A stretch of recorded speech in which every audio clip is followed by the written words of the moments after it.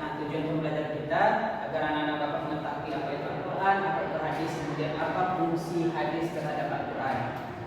Dan model pembelajaran kita diskusi kelompok. Nanti Bapak akan membuat anak-anak Bapak menjadi dua kelompok dan akan membahas masing-masing kelompok dua fungsi hadis terhadap Al-Quran. Sebelum pembelajaran, kita mulai pembelajaran kita dengan membacakan basmalah. Bismillahirrahmanirrahim.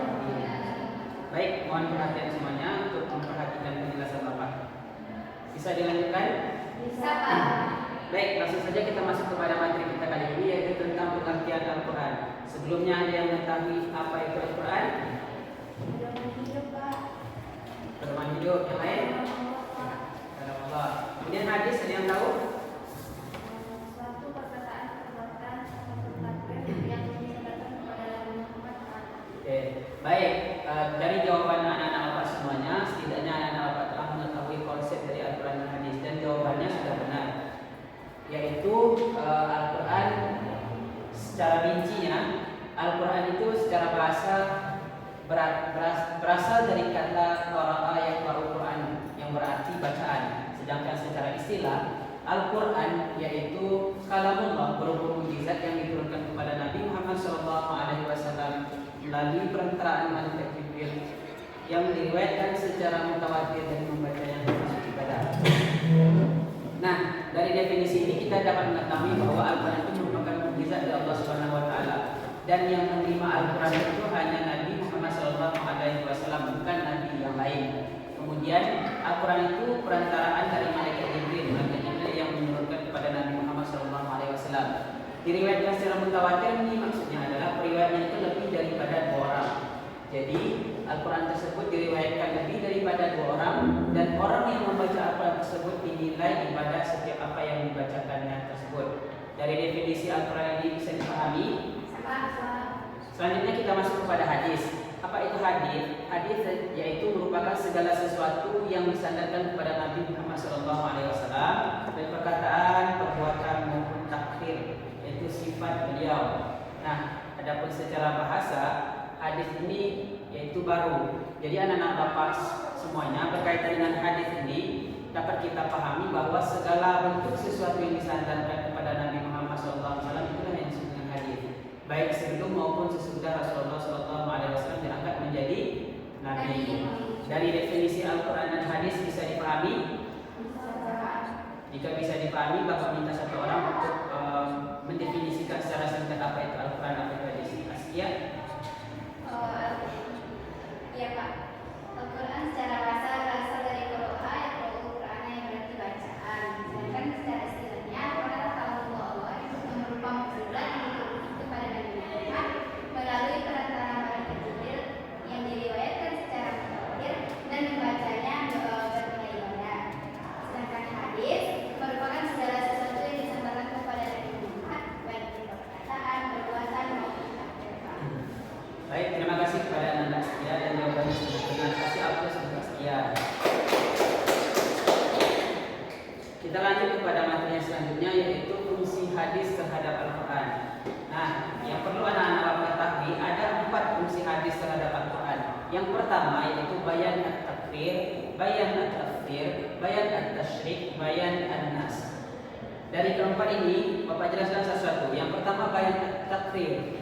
Bayan at-takrir yang dimaksud di sini adalah fungsi Al-Quran memperjelas hukum yang telah terdapat di dalam Al-Quran. Apakah Al-Quran kurang jelas, Pak, hukumnya? Tidak. Maksud hadis di sini adalah lebih memperkokoh hukum dalam Al-Quran tersebut. Artinya yang kuat diperkuat lagi melalui hadis.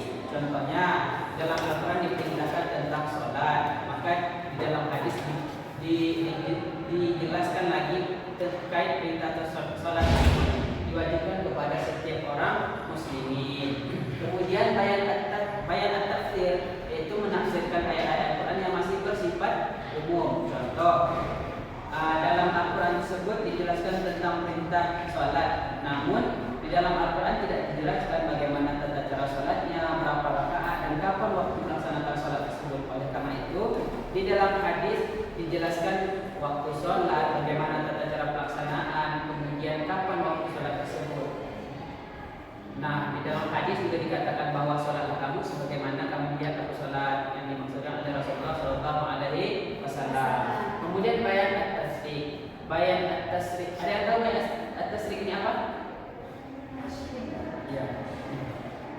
at-tasyrih. Bayan at-tasyrih ini anak bapak menetapkan hukum yang belum ada di dalam Al-Quran. Contoh di dalam Al-Quran tidak ada mengatakan bahwa ada hewan yang memang tidak boleh dimakan. Maka dijelaskan dalam hadis. Contoh di dalam hadis dijelaskan bahwa hewan yang tajam bertaring tidak boleh dimakan. Contohnya elang, kemudian binatang buas yang lainnya yang membahayakan dan bertaring itu tidak boleh dimakan. Kemudian laki-laki haram memakai curhat dan lain sebagainya. Kemudian bayan anas yaitu membatasi keumuman Al-Quran, misal perintah sholat diperintahkan kepada kaum muslimin, namun tidak jelaskan siapa saja orang-orang yang boleh tidak melaksanakan sholat Jumat. Ada pengecualian tertentu yang mengatakan bahwa di dalam hadis ada orang yang tidak boleh melaksanakan sholat Jumat seperti perempuan, kemudian orang yang dalam keadaan sakit dan lain sebagainya. Dari penjelasan fungsi hadis terhadap Al-Quran bisa dipahami. Bisa kita ulang sama-sama. Yang pertama bayan at-tasyrih, yang kedua at-tafsir, yang ketiga at-tasyrih, yang keempat an-nas, bayan anas. Yang pertama tadi bayan at-tasyrih.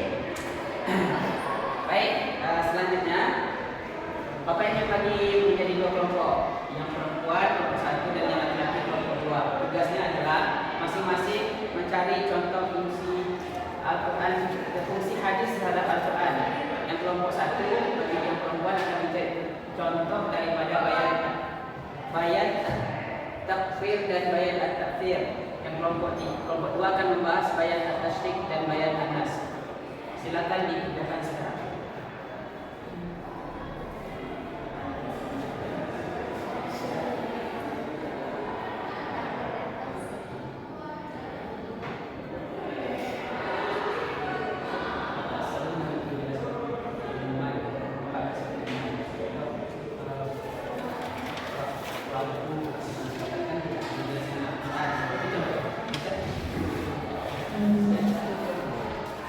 Oke, waktunya habis.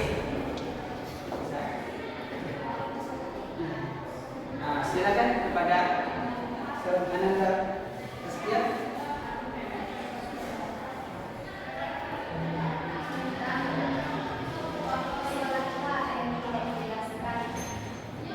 Baik, jawaban Ananda Setia sudah benar. Jadi, yang dimaksud bayan at-tasyrih di situ adalah dalam Al-Quran tidak dijelaskan tentang waktu salat, namun dalam hadis dijelaskan tentang waktu salat.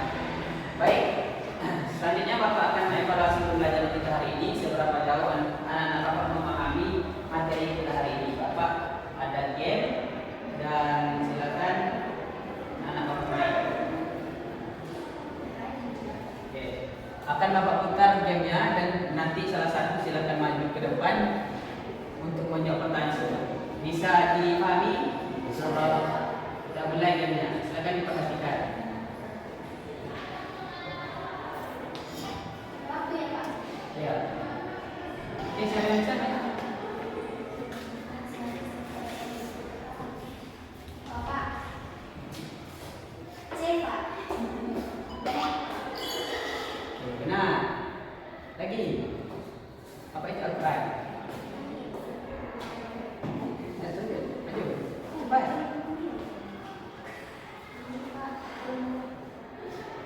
Oke, benar. Satu lagi. Apa itu adik? Itu, rega. Ayo. Itu, perkataan Nabi. Oke. Benar. Dan anak-anak Bapak karena telah berhasil menjawab jawaban ini dan anak-anak Bapak dianggap menang semuanya karena sudah memahami materi hari ini. Baik, kasih aplaus untuk kita semua. Nanti pulang silakan temui Bapak dan Bapak akan kasih hadiah. Insyaallah. Di rumah ya Pak. Iya. Baik anak-anak Bapak, sekian pembelajaran kita hari ini. Untuk minggu yang selanjutnya silakan dibaca materi kita tentang